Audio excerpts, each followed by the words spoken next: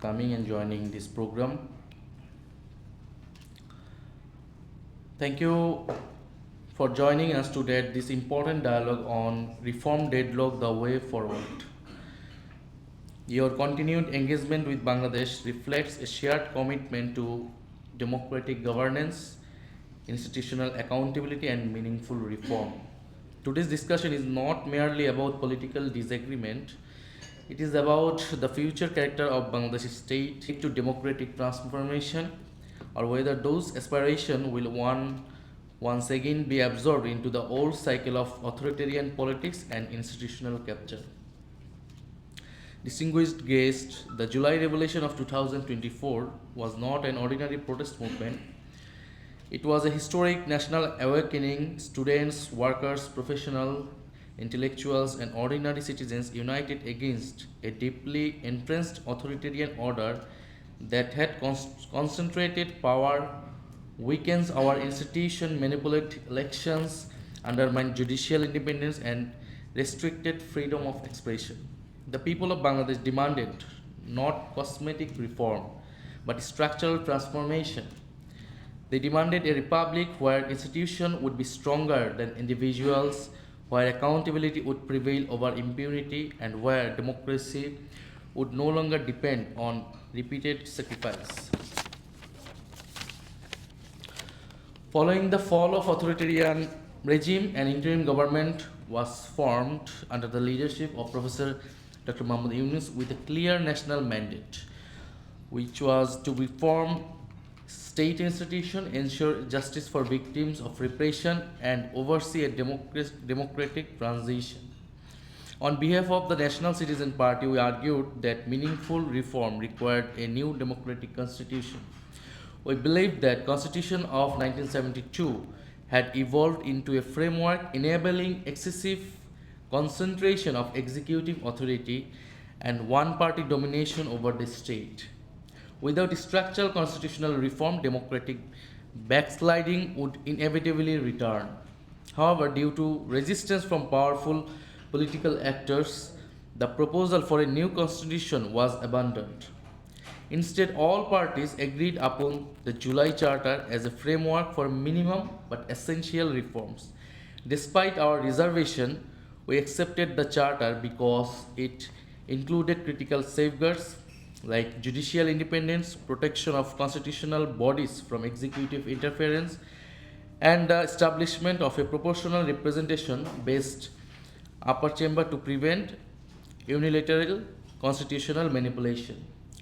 A national referendum was subsequently held on the July Charter and 48 reform proposals. The people overwhelmingly endorsed the reform agenda and approved the implementation mechanism. 8 core reform provisions concerning constitutional institution, the caretaker government framework, constitutional amendment procedures, and the upper house received direct democratic approval and therefore cannot be subject to partisan reinterpretation. The referendum further mandated the formation of a constitutional reform council composed of newly elected members of parliament tasked with completing the reform process within 180 working days. Before the election, BNP fully accepted this framework. Senior BNP leaders, including the current Prime Minister, publicly campaigned in favor of the referendum. Yet, immediately after assuming office, the government reversed its position. It refused to form the Constitutional Reform Council and rejected the implementation mechanism endorsed by the people. Essential reform ordinances introduced during the interim period were repealed one after another. Measures aimed at strengthening the Human Rights Commission, ensuring transparency in anti-corruption commission appointments, preventing enforced disappearance, reforming police oversight, protecting judicial independence, and establishing a Supreme Court Secretariat were all discarded. Despite several of these reforms previously aligning with BNP's own commitments, At the same time, the government retained and enacted laws expanding executive authority. Emergency provisions allowing removal of elected local representatives, politically motivated dismissal of public employees, and increased administrative control over institutions indicate a traveling return to centralized governance. This is the core of today's reform deadlock.